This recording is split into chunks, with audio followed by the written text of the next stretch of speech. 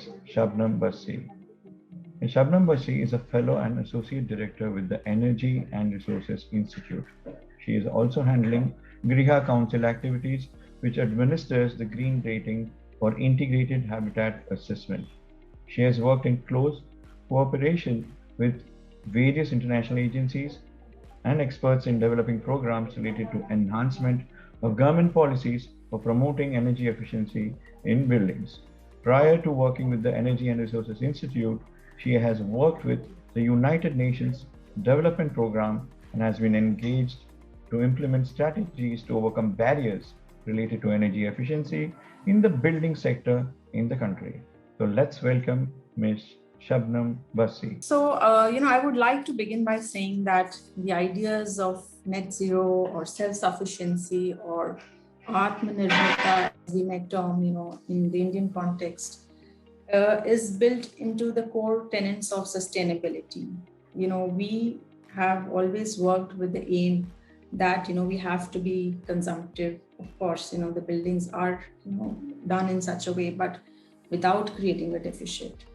Now, achieving a true net zero is not a push button. It is largely a journey.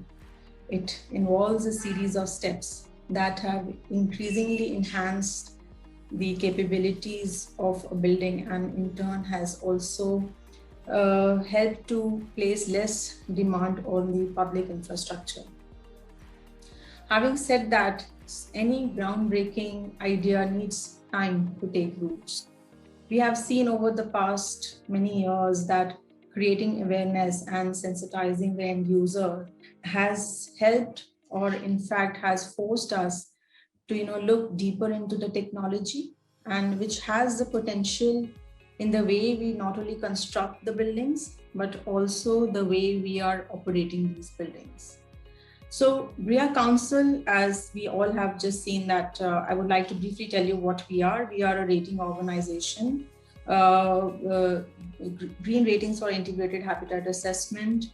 We are working on a holistic approach towards sustainable action intended to mitigate climate change, and has a significant aspect of that is reduction in GHG emissions, which basically come construction and operation of buildings in the Indian context. So it is a tool basically to facilitate design, construction, operation of green buildings, and in turn it measures the greenness of a project. It was originally created by TERI with support of Ministry of New and Renewable Energy way back in the year 2007 and 8. So when we look at creating green buildings, or you talk about net zero buildings, there are necessarily two aspects in order to achieve such projects. And what we believe is that production and harvesting of energy and water in a sustainable way probably, and the other is of course consumption optimization. While on one hand we feel that generation probably is still an easier process because you can install a renewable energy system and ramp up to meet up the increased demand. But what GRIHA emphasizes is that we need to have the operational efficiencies, and we promote low cost or no cost interventions to optimize the demand. So we have always heard, and we have I think heard a lot of times in the past also, that green buildings cost more. But what we have always seen that the cost of a green building is not basically with the interventions that one goes into, but I think at what stage we implement these measures is extremely important.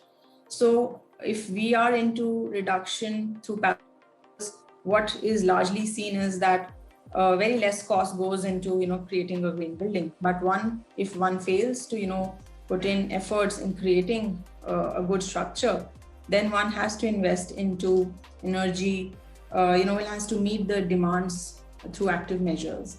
And if we are failing in both the things, then renewables is one of the most expensive, but is the only option left for us to achieve green.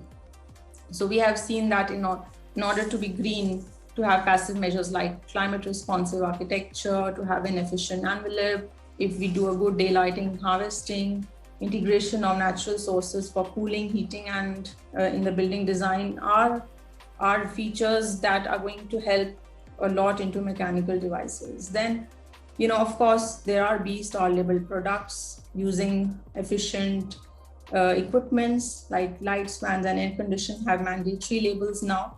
So they cost a little bit more, but definitely this is one solution to achieve efficiencies. But the only option that people these days are looking at is renewable to offset the demands from grid by installing on-site renewable energy.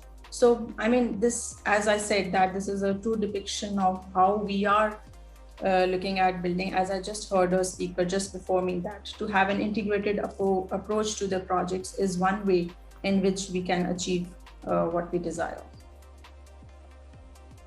Similar to water, I think same goes for water. If the projects are nudged towards greater efficiencies in water consumption, treatment, and reuse, then probably the cost impact is minimal. So I think one needs to design good buildings, not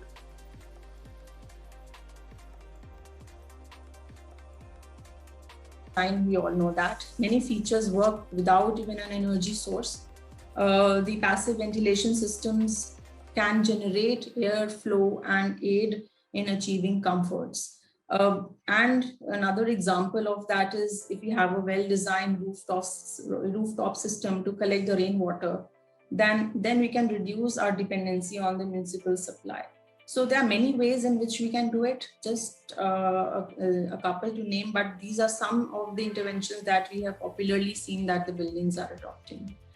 As you all are aware that GRIHA has come up with its new version, that is GRIHA version 2019. So we are looking at a lot of aspects that have now come into the market, and we are looking very deeply into how the markets are changing. So what we are saying is that GRIHA is looking at a holistic approach to sustainability, self-sufficiency, and we are heavily incentivizing attempts to achieve net zero. We have introduced a lot of benchmarks for various typologies in GRIHA version 2019, and at the same time, we have also introduced a water performance index, and we have quantified a lot of parameters in our ratings that primarily in the past have largely remained subjective. So with our prime focus on achieving net zero in future projects, a lot of work has already been done to say that GRIHA is strengthening our support to net zero projects. Another aspect which I would like to highlight is the communicable smart metering and monitoring systems, which are capable of tracking energy and water consumption in projects. Through web-hosted portals are becoming increasingly popular, and their use has been integrated in our version 2019. To talk more about these systems can report hourly data, they can illustrate the energy mix breakdowns, consumption patterns, and also establish other parameters like water established consumptions from various sources, set consumption limits, and also draw comparisons from historical trends and benchmark data. So I think they are now going to be used extensively in the projects to, especially for the O&M purposes. I think they are going to become more and more popular. So GRIHA has been developed on the motto of what gets measured gets managed, which increased availability of real-time consumption of such data will give rise to the growing emphasis that one is laying on the operation and maintenance of projects. And no matter how sustainable a building may have been designed or constructed, it can only remain that way if it is operated responsibly and is maintained at that optimum level. So this is something that we have been time and again saying that it is important that operation side of it is also managed as well as we are doing it. Efforts that have been put into construction and design of a building. The other aspect which we have brought in here is the O&M phase, which has also gained a lot of emphasis in our rating. The practices such as recycling, air quality enhancement taking place, and there has been marked shift towards educating building operators and occupants in the effective implementation of a lot of strategies. The other trends that have been emphasized in version 2019 are the LCC and the LCA concepts that we have introduced this time.